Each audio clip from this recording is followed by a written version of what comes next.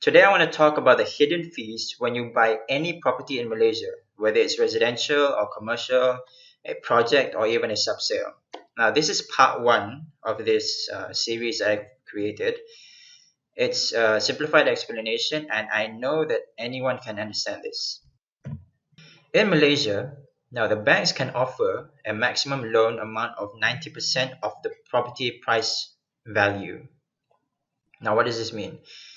This is what we call 90% LTV, loan to value ratio. So for example, if you buy a 100,000 property, 90% is 90,000, right? Okay, the banks can finance that part on your behalf. But what about the other 10%? Now, most people think that you only need to pay the leftover 10% during the down payment during the SPA signing stage. Now, this is not true. So here's how it looks like. The banks will offer to finance the 90% loan from the bank maximum, and then you as the buyer, you need to pay the other 10% for the down payment during this SPA signing stage. Now, what about these hidden fees? Because not many people talk about this, and it's very important. Now, these are the 6 main hidden fees that I want you to know. It's very simple. It's broken down into the SPA, the sales and purchase agreement fees, and also the loan agreement fees, 3 and 3. Now for the SPA stamp duty, or what we call the memorandum of transfer fee. Second, the SPA legal fee. Third, SPA disbursement fee. Now for the loan agreement side, loan stamp duty, loan legal fee, and loan disbursement fee. Now when you buy any property in Malaysia, there's 2 types. Either you're buying a project which is still under construction, so it might take several years, 1 year, 2 years, 3 years for the property to be completed.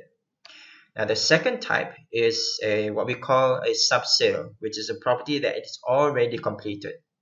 Now if you buy a project which is still under construction, you're going to have to pay what we call a progressive interest to the banks.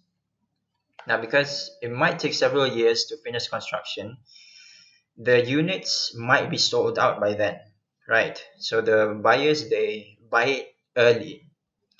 Now remember this, you won't have to pay for the monthly installments to the banks as long as the property is not completed yet.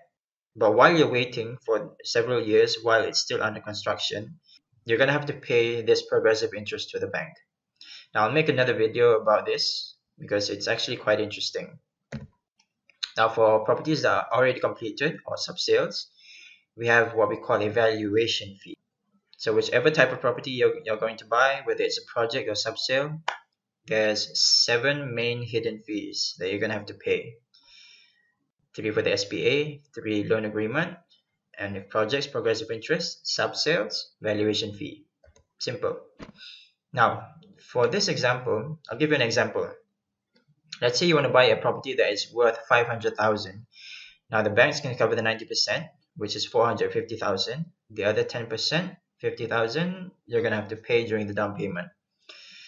Okay, so you might be asking, what about the hidden fees? Okay, how much do I have to pay? And if I want to buy a property that costs less or more than this, maybe $1 million plus, how much are the hidden fees? Now, just very simple, just check out the second part of this video series that I've created.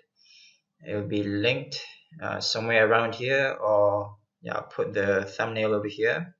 I'll show you examples and how easy it is for you to check these hidden fees by yourself with only using your smartphone.